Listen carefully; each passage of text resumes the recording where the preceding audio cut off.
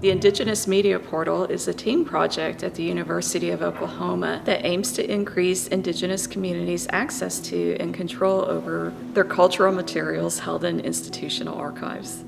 For this project, we have collaborated with 8 tribal partners from across the state to select historic photos and audio recordings that are appropriate to share publicly. Hello, my name is Rick Schultz.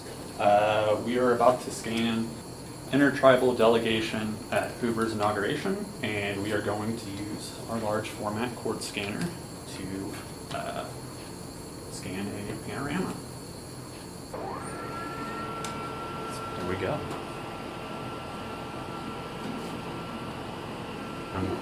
The machine scans at a really high resolution. That way we have a archival master file that we can always go back to. But the highest resolution gives us the opportunity to provide images that can be reproduced, that researchers can zoom in on and get nice details, rather than like a pixelated scan you would get from a flatbed.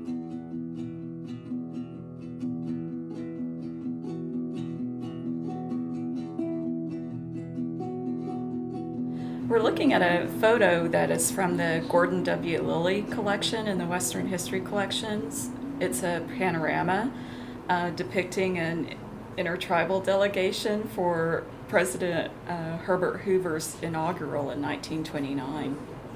And the Western History Collections has this photo described as a Pawnee Indian delegation.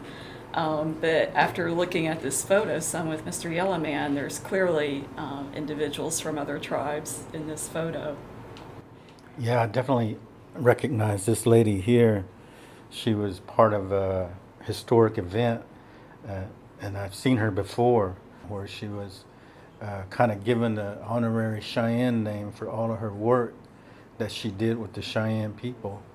And over here you see more of the look like Osage people because of the blankets and the jacket she's wearing, the fur around the neck. They were very rich at that time and very prominent people, so the way they dressed was important to them because it reflected their richness, and they shared that richness with other Plains tribes. It wasn't just being selfish. Some of what they inherited through their oil, they shared that resource with making friendships and having encampments with other Plains tribes. Here you have definitely Pawnee because of the bear claw necklace. And I talked about the eagle feather. Why is it down? We have very unique ways to express our appearance, and that he's in peacetime. He's happy, he's comfortable. He's among other tribes. If he wore it out, then it would be wartime. I'm going to challenge you because you're my enemy. Cheyenne chiefs would always, their beaded strip would always be white background. And the northern people would wear light blue, red, or yellow background. And the southern Cheyenne chiefs, theirs is always white. Their moccasins, their leggings, and their blankets. And the reason for that is because it served as a camouflage for the people. When we hid from the soldiers in the tall grass, their beadwork was white, so it camouflaged us in the grass. The northerns with the color background, it blended in with the mountains and the trees. Just like when you see a new fawn deer born, their instinct is to stay calm and never move. You don't even know they're there. Mm-hmm. It's the same thing of what we did when we had to hide in the grass from the soldiers. It has meaning, it has purpose.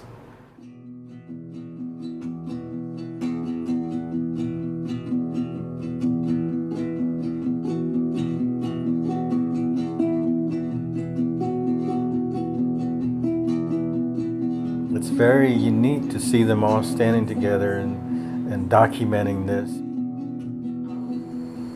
You know, the most meaningful aspect of my job is being able to make some corrections to our descriptions and working with, you know, the communities that are represented in them to try to reunite everybody. This glass plate negative is from also from the Western History Collections No, this would have actually been circle left hand. And he wears the full eagle bonnet, the double trailer eagle bonnet. And what that means is he was very prominent having a double trailer. And he holds his pipe up. And so that means he's a man of peace.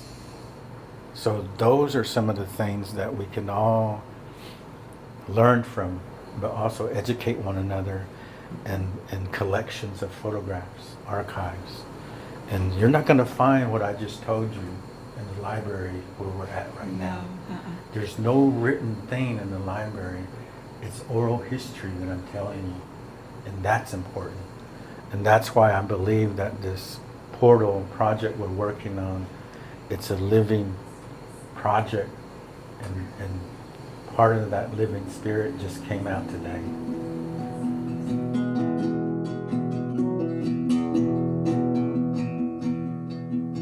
This collaboration has enabled us to fill in names and other important details that will make the materials more accessible to current communities and future generations. When I walked into the room and came to this table, I looked down at this photograph, and right away I recognized my great-grandfather, who is standing on the left side of the photograph. His name is not listed on the back. And there's two other Pawnees that I know that are in this photograph also. His name was William, writing in, which was shortened down from another name, probably something like riding into the camp with the first buffalo. Mm-hmm. He was a doctor, a healer. We call them doctors. He was a chief.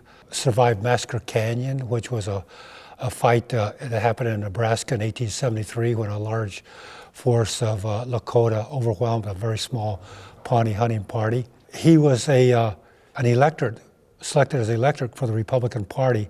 What's interesting about him is that he didn't speak English. He got a lot of newspaper coverage because of his selection. And one of the articles I found really funny was he was invited by the Republican Party here in Oklahoma City to come down, and they were going to honor him with a formal dinner. And rather than sit at the table, they sat down in Pawnee fashion on the floor and ate. So the paper kind of said they spoiled the formality of that dinner. And I think it is our responsibility as educators is to inform our people about who was important in our past and how they've influenced where we are today. When I see these pictures, some of these are my relatives. This man right here, Henry Soodle, Tso Odle, means like packing rocks. And a lot of history goes behind his name. When we had our Sundance, they used these rocks. They brought these Sundance rocks with them to Oklahoma, and he was the one that took care of them, and he had that name. His family was really instrumental in bringing back our gourd dance, our Thaimpegaw. I've never seen this photo before, but he's dressed, in a really traditional way. We wore what we call an otter cap, poboho. And so I like it that he's dressed traditionally, and it looks like he's got like a wind block around a teepee. So maybe he was at a peyote meeting or having a ceremony of some kind. Can I see the photograph? Yeah, I thought that was very interesting. The other photo I selected was this photo here of Bilo Kozad. He was a Kiowa flute maker, also a member of the Native American Church. As you can see, he's wearing a red and blue, Native American Church robe. Very, very talented arts and crafts person, and you can tell by the picture, everything looks clean. Like people knew how to dress back then, and that was a way you could identify them. They had an aesthetic, and it was a part of their identity. Kiowas wanted to look sharp. Yeah. He's playing a flute, which was our love medicine, My grandfather his name was Joe Bigbo. He said he learned a lot from this man, but he goes, I'll tell you about this flute. Women, they got to put cotton in their ear when you're playing that flute, or they're going to fall in love with you. What comes to mind is the need for people like us to come in and provide a context for Yeah. understanding these photographs to help educate people, Yeah. our own people first, and then others. Sure, absolutely. I think that's exactly what is needed. How do we have these conversations? Like you just said, educating our own people Yes. that these resources are here and they should be used.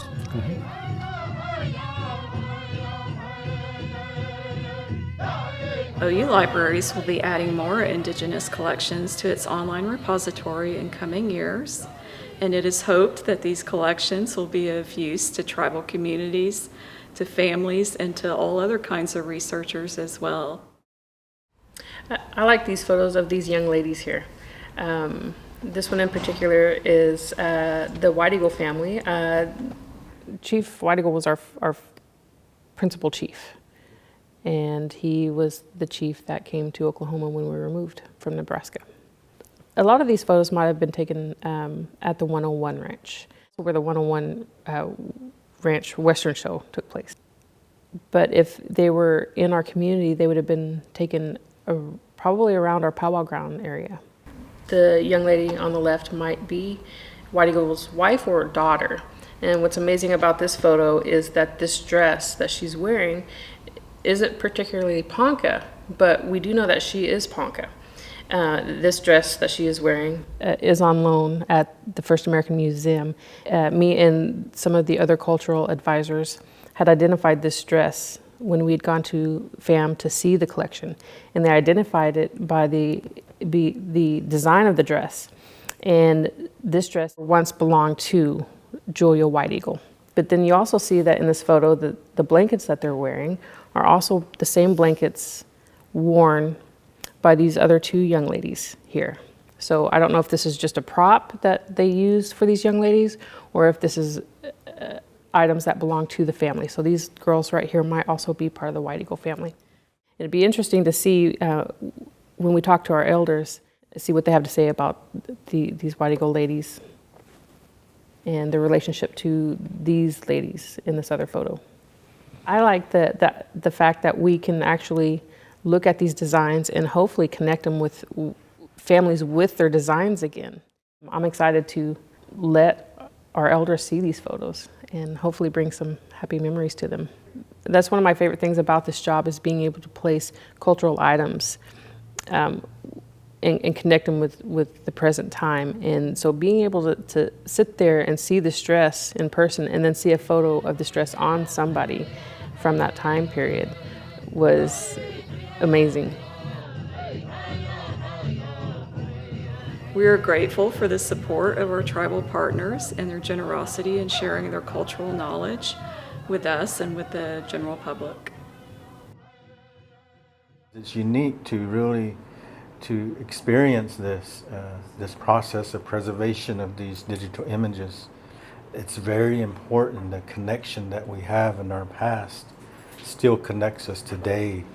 And when we can see visual images like this, that makes us feel proud. It makes us feel lonesome for our relatives. But at the same time, I'm happy because I got to see this.